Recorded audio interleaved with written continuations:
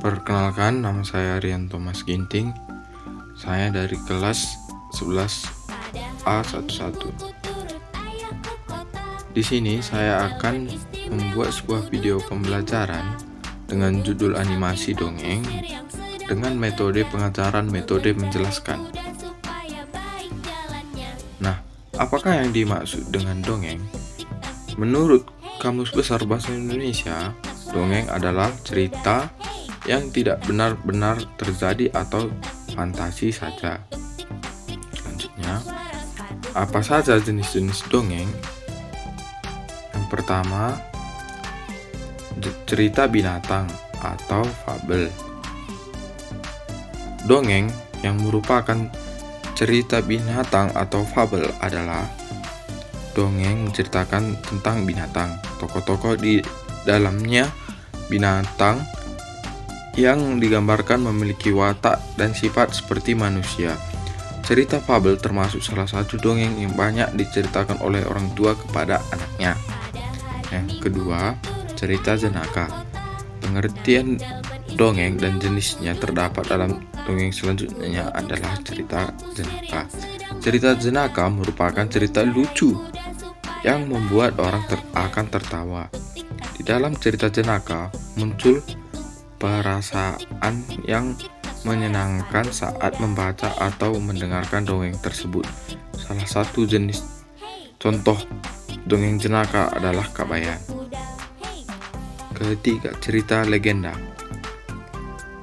Cerita legenda di Indonesia bisa dibilang cukup banyak. Hal ini karena banyak pula tempat bersejarah yang ada di Indonesia melalui dongeng-dongeng yang mengandung nilai-nilai moral dan pendidikan. Contohnya adalah yang dekat dengan kita, Danau Toba, Tangkuban Perahu, dan masih banyak lagi. Cerita mitos. Cerita mitos merupakan dongeng yang berhubungan dengan kepercayaan masyarakat terhadap hal-hal yang sifatnya tidak masuk akal. Biasanya, cerita di dalam mitos diselipkan cerita-cerita mengenai hal supranatural atau hal-hal gaib yang terjadi, berupa dewa-dewi, makhluk halus, dan lainnya. Salah satu contohnya adalah Roro Jonggrang. Cerita sage.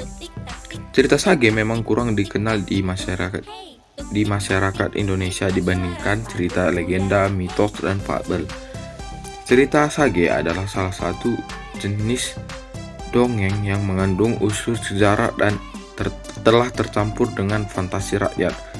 Contoh cerita sage adalah Panji Lars dan Tutur Tinular.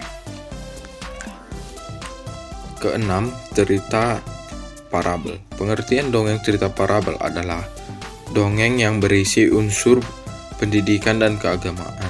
Cerita parabel ini juga kurang populer di masyarakat sama halnya dengan cerita sage. Berbeda dengan cerita parabel, beberapa contoh cerita parabel adalah Darmawulan dan Sepasang Selop Putih. Ciri-ciri dongeng. Ciri-ciri dongeng yang pertama, disebarkan secara lisan. Yang kedua, disebarkan dalam waktu yang cukup lama. Yang ketiga, bersifat anonim. Yang keempat, ada berbagai versi.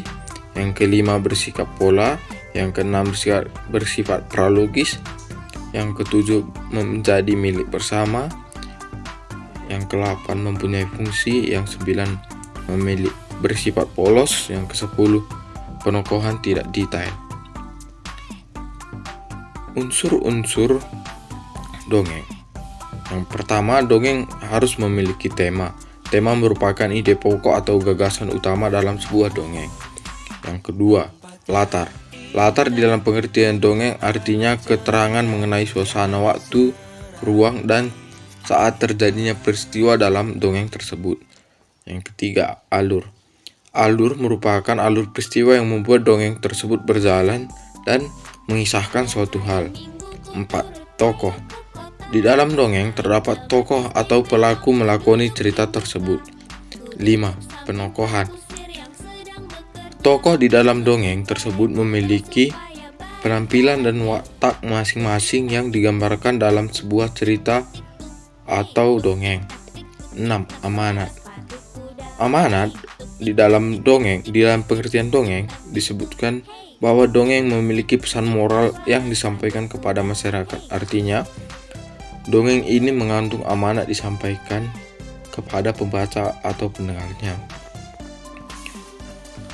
Ini adalah salah satu contoh dongeng dengan judul Si Singa dan Si Tikus.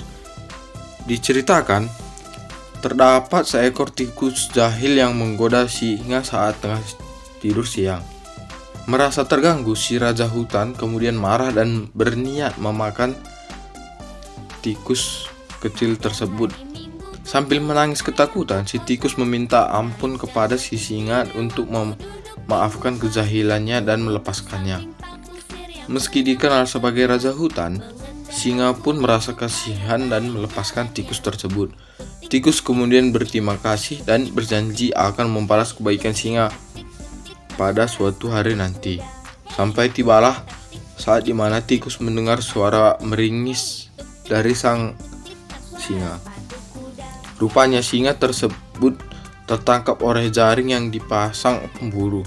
Tikus pun langsung membantu singa dengan menggerogoti jaring hingga putus. Beruntung, keduanya bisa kabur dan menyelamatkan diri masing-masing. Dari dongeng anak pendek berikut ini, pesan moralnya adalah tentang saling tolong menolong antar sesama tanpa memandang perbedaan. Dongeng ini mengajarkan kepada anak untuk berbaik kepada setiap orang dengan tulus dan saling tolong menolong antar sesama. Demikian dari video pembelajaran saya. Jika ada tutur kata yang salah, saya mohon maaf sebesar-besarnya. Terima kasih.